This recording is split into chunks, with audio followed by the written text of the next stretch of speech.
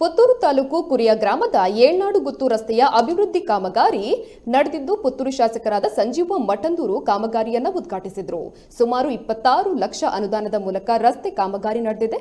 ಇನ್ನು ಉದ್ಘಾಟನೆಯ ವೇಳೆ ಬಿಜೆಪಿ ಜಿಲ್ಲಾ ಉಪಾಧ್ಯಕ್ಷರಾದ ಬುಡಿಯಾರು ರಾಧಾಕೃಷ್ಣ ರೈ, ತಾಲೂಕು ಪಂಚಾಯತ್ನ ಸ್ಥಾಯಿ ಸಮಿತಿ ಅಧ್ಯಕ್ಷರಾದ ಸಾಜಾ ರಾಧಾಕೃಷ್ಣ ಆಳ್ವ, ಪಕ್ಷದ ಪದಾಧಿಕಾರಿಗಳು, ಊರ ಪ್ರಮುಖರು ಹಾಗೂ ಗ್ರಾಮಸ್ಥರು ಉಪಸ್ಥಿತರಿದ್ದರು.